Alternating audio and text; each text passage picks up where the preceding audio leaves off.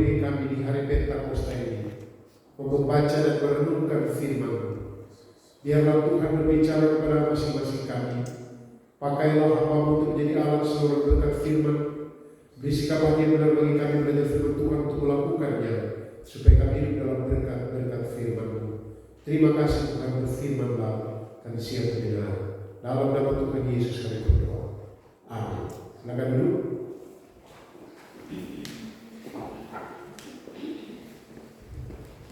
Shalom. Shalom. Puji Tuhan. Hari ini kita memperingati atau kita merayakan hari Pentakosta. Kalau di Alkitab terjemahan lama dipakai istilah hari ketuanan Roh Kudus atau hari pencurahan Roh Kudus. Nah, Bapak Ibu Saudara, oleh karena itu saya akan berbicara hari ini seputar Roh Kudus, tetapi hanya di dalam satu bagian Alkitab. Kalau kita bicara tentang pribadi Roh Kudus ini banyak sekali. Kita ambil di dalam Yohanes 14 ayat 15 sampai ayat 17, 3 ayat saja. Yohanes 15 ayat Yohanes 14 ayat 15 sampai 17. Kita baca bersama-sama karena ini ada 3 ayat. Dalam hitungan ketiga kita baca.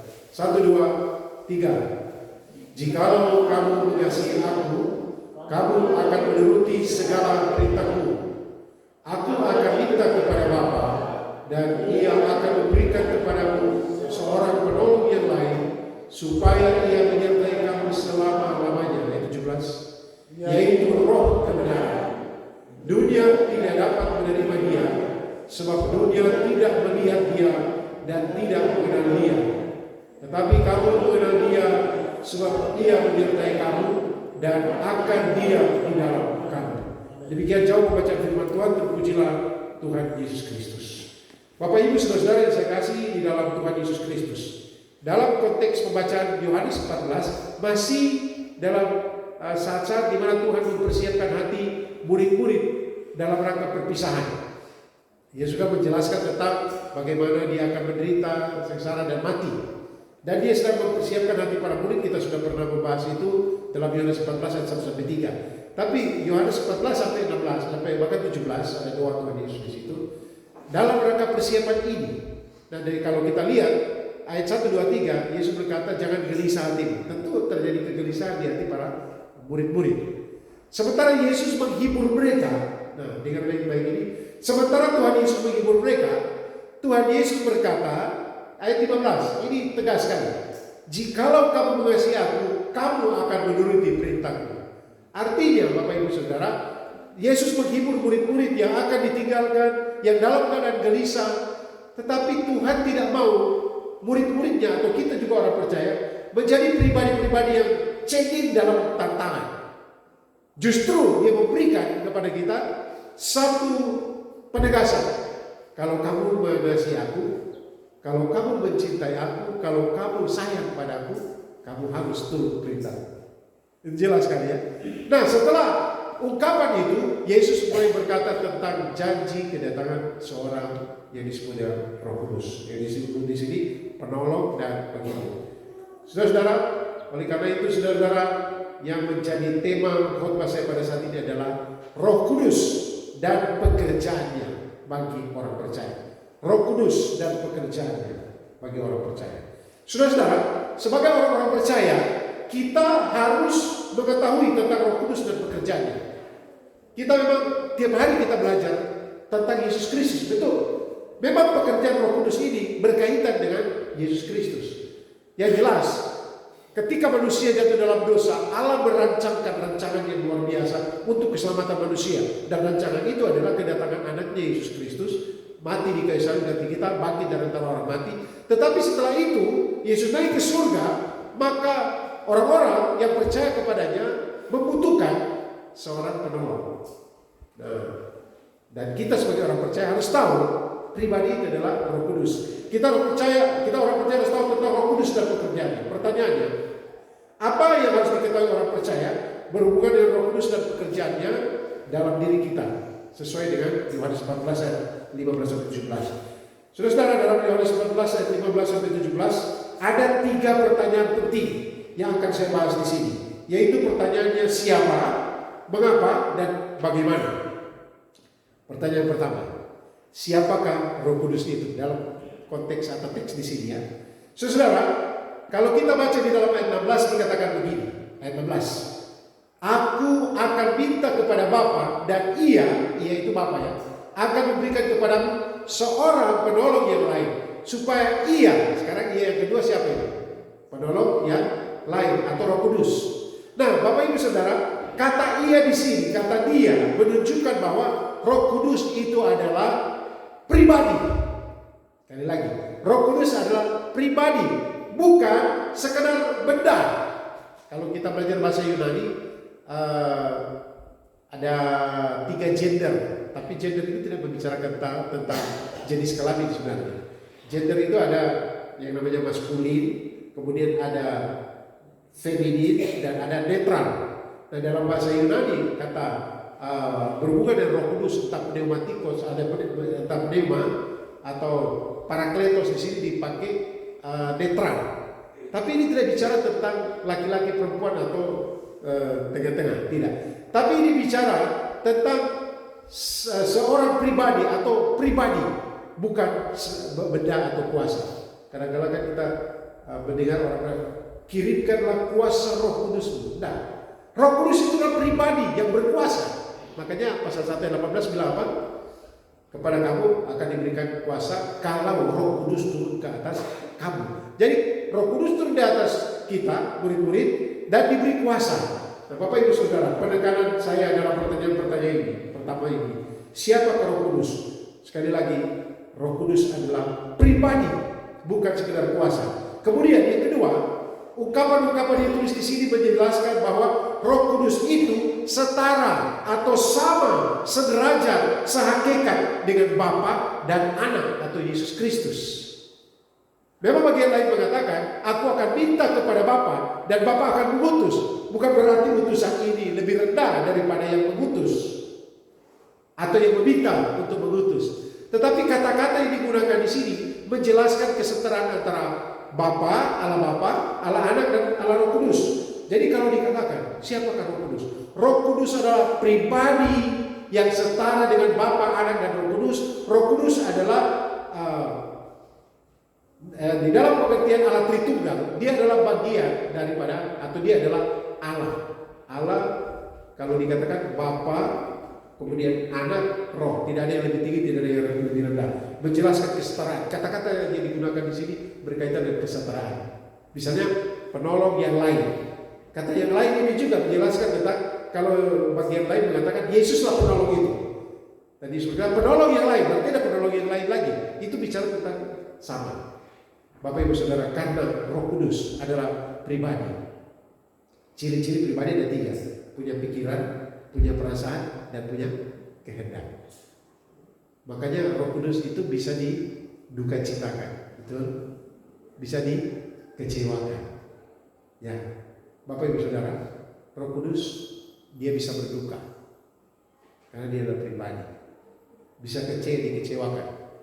Tetapi saya ingin mengatakan bahwa Roh Kudus dia patut disembah, dimuliakan, diagungkan, sama seperti kepada Bapa dan kepada Anaknya Yesus Kristus.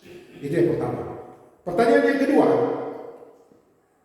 mengapa Roh Kudus datang atau mengapa Roh Kudus diutus? Dalam pembacaan kita ayat 16, Roh Kudus datang karena ia adalah Parakletos. Ini dalam bahasa Yunani. Karena dia adalah Parakletos, ia akan memberikan kepadamu seorang Parakletos. Kemudian di dalam ayat yang selanjutnya ayat 26, itu kata penghibur sama juga Parakletos. Dalam pasal 16 juga digunakan Parakletos, tapi dalam bahasa Indonesia diterjemahkan secara variatif. Karena pengertian dari Parakletos itu ada beberapa, paling tidak saya catat di sini ada 5 arti dari Parakletos. Jadi mengapa Roh Kudus datang? Karena Roh Kudus datang karena dia adalah Parakletos. Parakletos itu adalah pertama penolong. Dia datang untuk menolong. Saudara-saudara, mungkin kata penolong ini bagi murid-murid zaman itu atau orang-orang Kristen zaman itu betul-betul sangat menguatkan dan menghiburkan, karena mereka itu sedang mengharapkan Yesus Kristus. Dia akan menjadi pribadi yang luar biasa. Bahkan mungkin ada pikiran beberapa murid nanti dia akan menjadi Mesias yang luar biasa. Tapi sekarang mau pergi mau mati di kayu salib lagi nantinya. Nah, jadi kondisi ini dan mereka mungkin takut nanti dikejar-kejar. Sehingga kalau mereka dalam kondisi cemas, takut, maka penolong adalah pribadi yang sangat penting. Jadi Parakletos pengertian pertama adalah penolong. Dia juga masih penolong sampai saat ini dalam kehidupan kita. Dia Roh Kudus. Nanti saya akan jelaskan ada 3 kata yang penting sekali, tapi saya jelaskan dulu nama-nama. Dia penolong, kemudian dia penasehat. Kita kekurangan hikmat, kita baca dalam pasal 14 dan pasal 16. Roh Kudus akan mengajarkan apa yang akan kita katakan di saat-saat tertentu, di saat-saat kita membutuhkan. Roh Kudus bisa membuat kita atau menolong kita. Karena dia juga akan menjadi penasihat. Penasihat ini juga bisa berarti sebagai pendamping Bapak Ibu Saudara. Kalau misalnya saya tidak mau masuk ke pengadilan ya, tapi kalau di pengadilan ada terdakwa, ada hakim, ada penasihat hukum atau disebut advokat. Nah, kata Parakletos di sini bisa berarti advokat, pendamping. Kita orang terhukum misalnya, ya. Ada seseorang, ada pendamping. Nah, Roh Kudus juga dia adalah penolong, tetapi dia penasihat, dia pendamping. Tetapi saudara di sini dia ada bersama-sama dengan kita. Nanti yang saya katakan tadi. Kemudian penghibur. Parakletos juga berarti penghibur. Ada yang membutuhkan penghiburan, datanglah kepada Roh Kudus. Roh Kudus, kau hadir di sini. Roh Kudus, ku mengasihimu. Kau manis, kaulah penghiburku, penolongku, diutus Bapakku. Lagu ini lengkap ya, dia penghibur. Ada saat-saatnya kita butuh penghiburan, misalnya. Ada saat-saatnya kita tertekan, tidak seorang pun mengerti dengan kita. Kita mau dimengerti, tapi bukan itu menurut saya. Roh Kudus dia memberikan penghiburan. Alamilah atau minta Roh Kudus untuk menolong kita.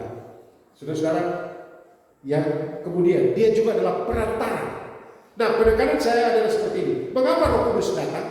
Roh Kudus datang bekerja di dalam diri orang percaya. Itu yang utama. Dia bekerja sebagai apa? Pribadi yang menolong, pribadi yang menasihati, pribadi yang menghibur, pribadi yang menjadi perantara, pribadi yang mendampingi, pribadi yang membela. Dan pertanyaan yang ketiga, ini yang saya akan jelaskan pada lebar. Bagaimana cara Roh Kudus bekerja? Ayat 16 lagi saudara. Dia bekerja dengan cara, ayat 16 bagian akhir, menyertai kita. Yesus berkata, supaya dia menyertai kamu. Kemudian, dia diam di dalam kamu. Sudah ada 3 kata yang penting yang harus kita perhatikan. Memang dalam bahasa Yunani, tapi saya sampaikan dalam Indonesia. Pertama, dia bersama-sama dengan kita. Kedua, dia di samping kita bersama-sama, buka ke belakang. Yang kedua, dia pendamping kita. Tapi yang ketiga, dia diam di dalam kita. Nah, ini penting bagi kita orang percaya. Sehingga kemanapun kita melangkah, tantangan apapun yang kita alami, ancaman apapun yang kita terima, kita harus menyadari apa yang dikatakan firman Tuhan. Dalam 1 Yohanes pasal 2 dikatakan roh di dalam kita lebih besar dari roh apapun di dalam diri ini. Termasuk roh-roh jahat. Lebih besar roh di dalam kita. Bapak Ibu Saudara yang dikasihi Tuhan. Dia diam di dalam kamu, dia bekerja di dalam diri orang percaya. Untuk apa? Nah, ini kadang-kadang kita berkata, oh Tuhan, saya butuh pertolongan, saya butuh penghiburan, dan seorang pun mengerti dengan saya. Tapi tujuannya Tuhan memberikan Roh Kudus untuk mendampingi, untuk menasihati, untuk menolong, untuk menghibur. Apa? Ayat 15. Jikalau kamu mengasihi aku, kamu akan menuruti segala perintahku. Jadi tujuan dia diberikan, Allah Roh Kudus diutus. Dia akan mendampingi kita, menolong kita, menghibur kita, menguatkan kita, menjadi pembela kita untuk kita mentaati firman Tuhan, mentaati perintah-perintah Tuhan Yesus. Sebagai bukti kita cinta Yesus, sebagai bukti kita mengasihi Yesus, kita mentaati perintah-perintah Yesus. Nah, perintah utama itu apa Bapak Ibu Saudara? Masih di konteks ini. Mari kita lihat pasal 15 ayat 12 sampai 17. Inilah perintah. Yohanes pasal 15 ayat 12 sampai 17. Kita baca sama-sama. 3. Inilah perintahku, yaitu supaya kamu saling mengasihi seperti aku telah mengasihi kamu. Tidak ada kasih yang lebih besar daripada kasih seorang yang memberikan nyawanya untuk sahabat-sahabatnya. Kamu adalah sahabatku jikalau kamu berbuat apa yang kuperintahkan kepadamu. Aku tidak menyebut kamu lagi hamba, sebab hamba tidak tahu apa yang diperbuat oleh tuannya. Tetapi aku menyebut kamu sahabat, karena aku telah memberitahukan kepadamu segala sesuatu yang telah kudengar daripadaku. Bukan kamu yang memilih aku, tetapi aku yang pilih kamu. Dan aku telah menetapkan kamu, supaya kamu pergi dan menghasilkan buah, dan buahmu itu tetap, supaya apa yang kamu minta kepada Bapa dalam namaku, diberikannya kepadamu. Ayat 17. Inilah perintahku kepadamu, kasihilah seorang akan yang lain. Apa perintahnya? Mengasihi. Aduh, saya tidak mampu mengasihi Tuhan. Saya tidak mampu melakukan ini, apalagi dia mengecewakanku, apalagi dia memusuhiku, apalagi dia bicara di belakangku. Aku tidak mampu. Dan Roh Kudus yang akan menolong kita. Saudara-saudara, hanya hati yang rela saja yang mau taat yang akan dibantu oleh Roh Kudus. Kalau kita punya hati rela, dan kita mau taat, minta Roh Kudus tolong saya. Saya tidak mampu untuk mengasihi dia. Mampukan saya dalam Roh Kudus. Saudara-saudara yang saya kasih dalam Tuhan Yesus Kristus. Dalam pembacaan kitab ini memang di hari-hari perpisahan antara Yesus dan murid-murid. Mereka dalam keadaan gelisah untuk penghiburan, dan Tuhan Yesus berkata, jika kamu mengasihi aku, turutilah perintahku.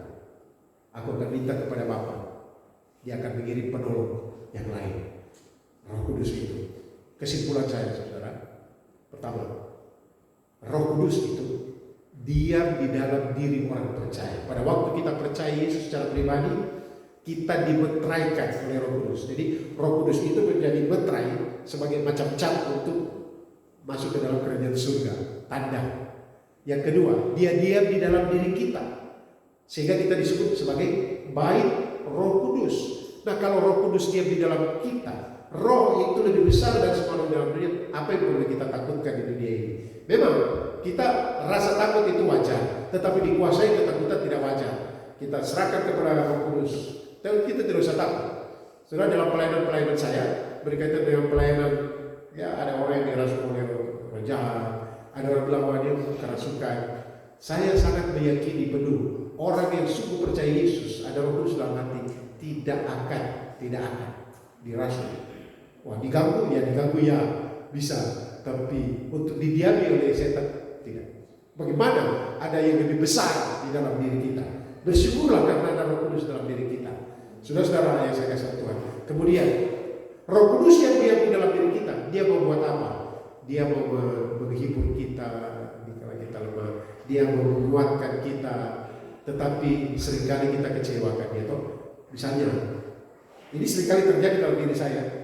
Melakukan sesuatu, tiba-tiba Roh Kudus bilang, oh tidak boleh, itu dosa, itu salah. Saya paksa, tidak sejahtera, bisa-bisa tidur satu malam. Itu kalau kita buat dosa, kemudian kita buat kesalahan, dan kita tidak bisa tidur, bersyukurlah karena hati nurani kita masih bekerja, Roh Kudus masih ada dalam diri kita bekerja, atau ada Roh Kudusnya, bukan masih ada, memang Roh Kudus sudah tinggal saja, diam saja, sampai kita mati dan diangkat. Atau nanti Tuhan Yesus datang, Roh Kudus diangkat sudah. Bapak Ibu Saudara, dia juga bisa kecewa karena kita. Makanya sadari begini, waktu kita sudah mulai marah kayak bolsikan, kita mulai tergoda untuk buat dosa, ingat ada Roh Kudus dalam hati kita. Di samping malaikat menyaksikan kita, tapi di dalam diri kita ada Roh Kudus. Kalau kita macam-macam tikus ini enak semuanya sampai miring-miring sedikit kan. Ya mungkin saya mabuk sedikit kan, stop dulu, Roh Kudus gelisahkan, jangan. Kalau belum ada rasa kegelisahan, mungkin Anda harus buka hati bertobat terima Yesus. Mulai ada godaan-godaan, dan kita mulai tergoda. Roh Kudus bilang, ada kupu suami di rumah, ada kau punya istri di rumah, ada kau pacar. Kalau satu saya satu tidak boleh. Kalau mulai pacaran sudah mulai 2-3 itu latihan untuk nanti setelah menikah dia mau 2-3 lagi. Harus apa dulu? Roh Kudus ingatkan, dia tahu mengingatkan. Saya pada waktu saya sudah bertobat, Bapak Saudara, bertobat dan mulai melayani. Saya pacaran 2 ke 3 kan. Saya Tuhan bagaimana ya? Saya kasih putus yang mana ya? Pusing juga ya. Memang tidak tenang. Saya pasti tipu yang satu. Nah mungkin saya bilang saya cinta kau, baru saya cinta kau lagi sebelah kan. Nah, berdoa saya berdoa betul. Tapi akhirnya setelah sekolah teologi akhirnya putus semua. Sampai datang dan saya tembak seseorang yang sekarang jadi istri saya. Aduh. Itu contoh untuk pergaulan. Atau kita mulai melakukan hal yang tidak berkenan Roh Kudus dalam hati kita. Hari ini kita akan siap hati kita untuk perjamuan kudus. Tidak ada yang sempurna di antara kita. Siapa? Apakah yang kotor? Tidak. Tapi mari kita beri hati kita untuk dikoreksi oleh Tuhan, mensyukuri darah Yesus yang telah dicurahkan bagi kita, menebus dosa-dosa kita. Dan Roh Kudus itu selalu mengingatkan. Jadi kehadiran Roh Kudus adalah juga dalam rangka memberitakan tentang Yesus.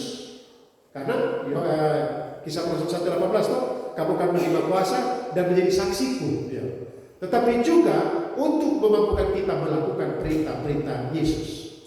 Dan Roh Kudus juga akan menolong kita untuk sabar menantikan kedatangan Tuhan Yesus dengan penuh pengharapan. Tuhan kita memberkati kita sekalian, mari kita berdoa. Bapa, kami mengucap syukur untuk kesempatan yang Kau beri bagi kami belajar dari firman. Roh Kudus, terima kasih Engkau ada dalam hidup kami. Kami berdoa biarlah Tuhan tolong kami untuk senantiasa menyadari dan memiliki kepekaan tentang kehadiran. Terima kasih. Kami mengucap syukur untuk nasihat firman dalam nama Tuhan Yesus. Haleluya. Amin.